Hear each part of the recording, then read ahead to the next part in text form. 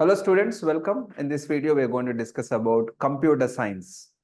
So what are you supposed to know about computer science? We'll just focus on. Primarily, I'll be emphasizing three aspects. Number one, in computer science, what subjects do they really teach in the university? That is number one.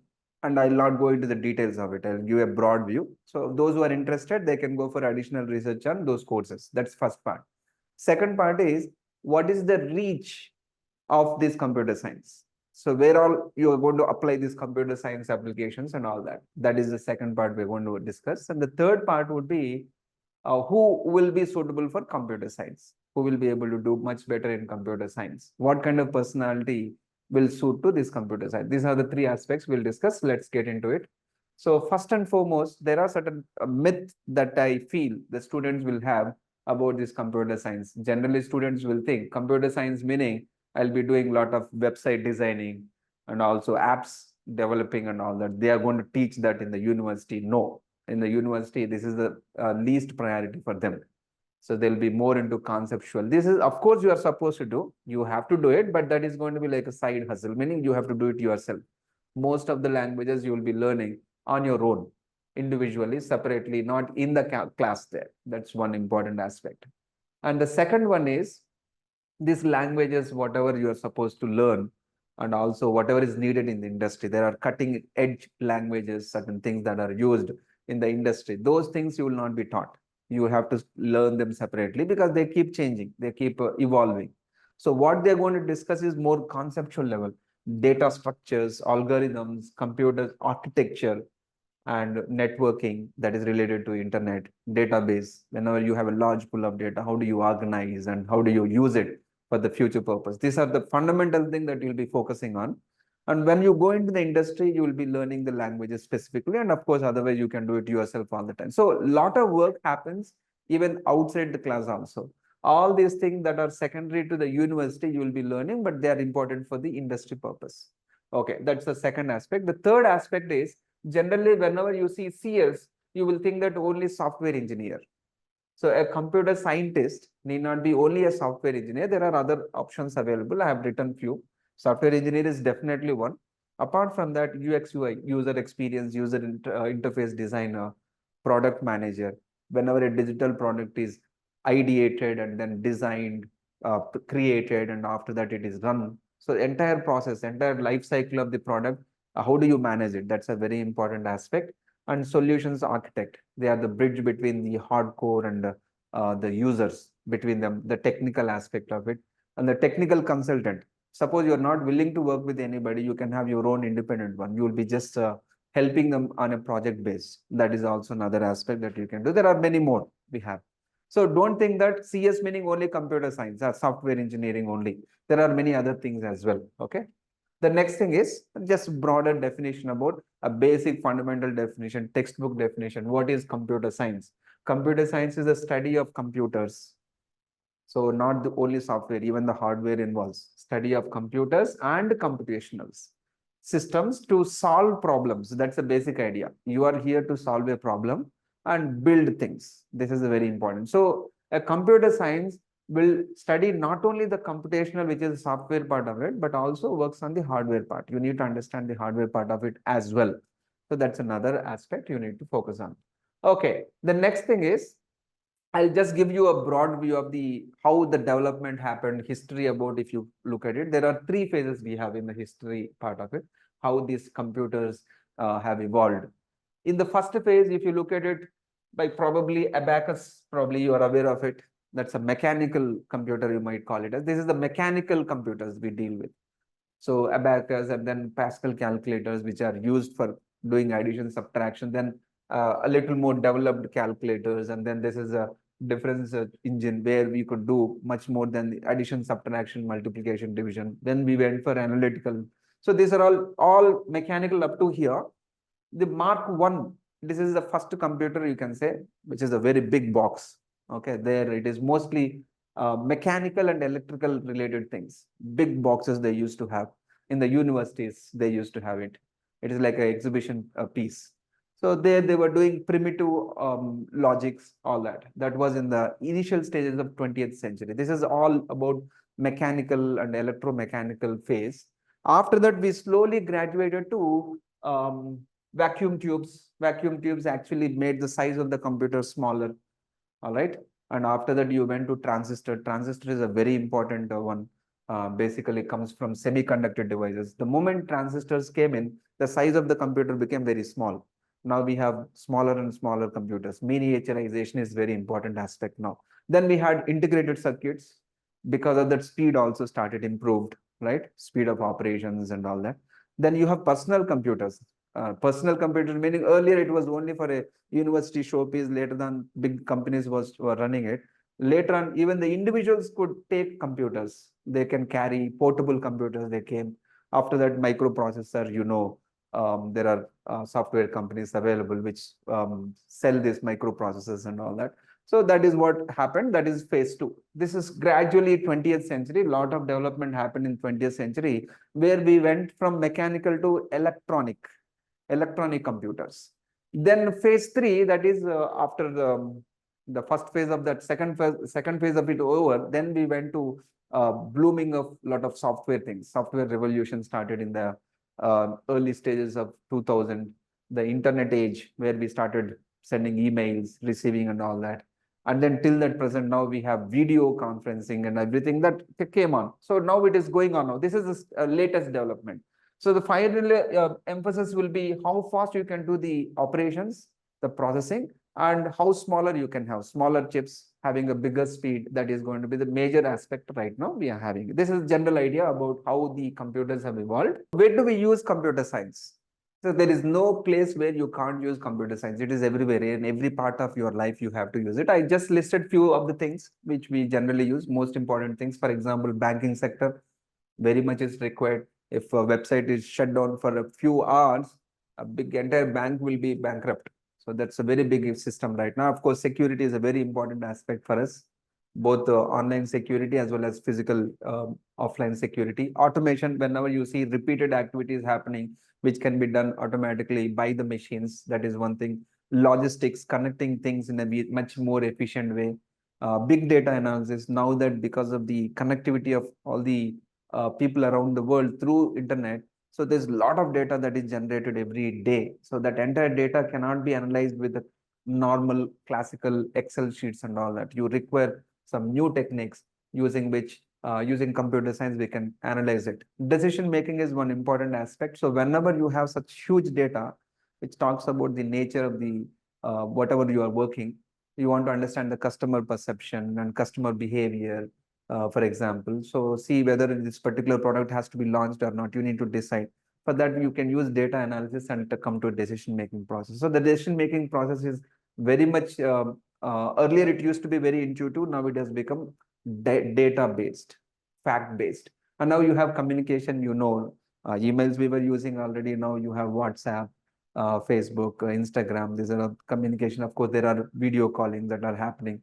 So many things are there. Immersive technology is one important thing where you use it for entertainment purpose, but also for education purpose. Virtual reality, augmented reality, those things are really working on. E-learning, of course, YouTube channel is one example for e-learning. Supply chain, how do you supply goods from one place to the other place in the most efficient manner with the most effective resources that we have here. Personalization, it happens whenever you require personalized counseling, personalized learning that you require, maybe Alexa, something like that, which can be personalized based on your interests and all that. Product development. So whenever the product is developed, you have a lot of stages before that. So many trial and errors happen, modeling happens. So doing it in a daily life really could be really costly. So when you use software where you can do simulations kind of thing for the product development, definitely it can be made much more efficient there. Simulation and modeling, that is very important thing for education purpose. Research. So whenever data is collected about the black holes, that data can be analyzed and then we can understand how the black hole will be formed, right? Under what condition black holes might be merged, something like that you can do. A lot of research work, very much important, especially aerospace, aeronautical engineering, where the cost of doing things in daily life is really enormous. So doing it simulation and modeling, online modeling, that would be much more easier. Diagnostics in health sector, we use it a lot. Climate studies, you have huge amount of data about the climate changes that are happening, and we are really concerned about it. Entire world is concerned about the climate studies. So there's a lot of work going on about it. Geosciences, earth sciences, mining, engineering, etc. Entertainment, of course, social media. You know that marketing, smart homes, IoT, Internet of Everything, Internet of Things, and all that. That's connecting things, networking, or surgery. I remember one case where one surgeon was located in one location and the patient is in some other place. So the surgeon was able to do the surgery online with the help of robots. He moves the hands here, accordingly the robot moves the hands there to do the surgery. So that's very interesting. And that's happening. Pharma, so it's also very important, and robotics and so on. So it's not the exhaustive list. There are so many things that computer science can do. There is everything that can be done by computer scientists. They can definitely work on it. So don't think that only computer science is related to software. There are many things where you can use the application of it. That's another important aspect. Okay, next is what do you study? So when you go to university, really in computer science, what do you study? So there are three divisions in computer science. The first one is the theoretical computer science, TCS. So where you will be studying the concepts, very important thing. Then you go for computer science engineering. Engineering meaning how do you design things, how do you use them, operate, and so on. Then the last one is advanced application of computer science. What is the next generation application that you can work on, evolve, and then develop and all that. So this is the foundational part where you will get a conceptual framework, right? What can be done, what cannot be done by a computer. And there's a lot of mathematics that's involved here. So if you're not good in mathematics, obviously you will struggle a lot. This is like foundation. After that, computer, this is like more creativity. Know that you have the knowledge and you are good creative and all that. So engineering is another aspect. This is for the next gen. So based on this knowledge, what else can be developed additionally and what else can be improved upon? These are the three main branches you will have in computer science when you go to any university. So if you look at theoretical computer science, broadly I'll explain to you. Don't worry too much in details about it, just the understanding of it. Look at it. There is a compatibility theory, meaning using computers, what can be solved, what cannot be solved. So there will be a lot of theorems here in TCS, uh, theoretical computer science. And of course, you'll be studying about algorithms. How do you instruct the computer to do what you desire? So there is a sequential order you have to do it, what to do first and then what to do, and then step-by-step procedure. So for that, you need to create algorithms, and algorithms will be like universal. Language might change. You can have C++, Java, whatever it is, but algorithms are going to be almost the same, similar idea. Then you have the languages. Certain languages you need to develop and also work on. That is another thing. Complexity theory. So this inherently says when you really try to solve a real problem, a genuine problem, it is going to be really complex when you start adding all the reality conditions and all that. So how complex the real world problem can be, you will really appreciate it. There's a theorem about it. Cryptography is related to basically security related things. So that is also one important aspect we have. These are the main branches you have it. So this is what you will study when you go to computer science. And that too, there's going to be huge amount of mathematics involved here. This is pure mathematics. Really, really important part of it. Okay, that's the first part. So once you complete the foundational part, that is TCS, then you go to the next stage, that is computer science engineering. So now that I understand the conceptual basis of computer science, how do I use it? How do I develop and how do I modify it and all that? In that you have mainly, you primarily focus on, you have hardware engineering. Hardware engineering also comes under computer science engineering. Please understand that. Generally, students think computer science engineering only is software engineering. Not that. You have hardware engineering and also you have computer architecture. So how do you categorize the different components of it? Which one will come first? What is the functioning of each items there, components in it? So that is one thing. Core computer science, of course, algorithm, data structures, those things you will need to study. And then software engineering is what very famous, where you will be designing, developing, testing apps and all that. That we will do. And then networking. Networking is very important. Okay, right now, you know that internet connections, right? Internet of Things, that's going to be the next thing that is happening there. There's a lot of work going on here. So communication protocol, what is the procedure that you need to follow for the computers to communicate with each other all across the world? And then network security is another aspect. Whenever you're going online, there is always inherent problem of network breaching. So the database management is also very important aspect. There are certain languages that you will be studying. Computational mathematics. Please understand again, even in CCS also, computational mathematics is also very important. So unless otherwise you are good in mathematics, you will struggle a lot in computer science engineering. In computer science engineering, mostly if you are going for the languages and all algorithms, right? So you will type and then you will see there is some mistake coming. Computer will pop up with the same error, they say, and some idea. You don't understand what the error. You will have to go through the pages, multiple pages of the algorithm, whatever you had written, understanding the mistake. So that is called debugging. Debugging is a very tedious process. You'll have to sit with the computer for hours and hours just to understand what mistake you had committed. Probably you have missed one comma there, or maybe you missed one bracket. So such kind of things will cause so much of problem when you do that. So you require a lot of patience to microscopically attention to the details, understanding that. So that is very important aspect for you to be successful in computer science engineering, especially. So this is second part. First part is theoretical basis, then computer science engineering, and then you go for the third part. That is next level. So where you, okay, now that I understand the concept, I understand how to build things and design, then next, what is the next level? So there comes the advanced applications. That's where you study about AI, machine learning, big data and analytics, cyber security, scientific simulations, connected devices, Internet of Things, I have told you, advanced robotics, understanding languages, natural language programming, of course, deep learning. There is one more important thing. So in deep learning, what you do is in deep learning, you treat the human brain, right? You study the human brain. You want to connect the things of the computers. That's just the same way the neurons are connected to each other. So there's one very interesting study that's going on. So of course, immersive technology, this is going to be very important. I'm waiting. So when this is going to be developed, when this is developed, teaching will be much more interesting for everybody, and the students would also enjoy it. So this is one more thing that's are happening. So these are examples. It's not going to be ending. Like few more will come in the future. Some more things will come in the future. So new things will be coming up. Whatever is already there, they are going to be developed. They become much more efficient and much more advanced. All those things will come up. So that's the next third part that we have here. So who should pursue computer science? Now that you understand what are the things going to be covered. So what are the three most important? There are foundational abilities, technical abilities, and valuable traits. These are the three aspects that you need to focus on. So first and foremost, foundation wise, you need to be really good. You have to be having a very solid mathematics foundation. That's very important. Strong analytical and problem solving. Please understand, problem solving skills is very, very important for you to become a successful computer science engineer or computer scientist. Okay. Problem solving is the most important thing. And those who do well in physics. So physics is generally about problem solving. So using first principles, how do you solve problem? So that's one thing. Those who are good in mathematics, those who are good in physics, generally they are tending to do much better in computer science.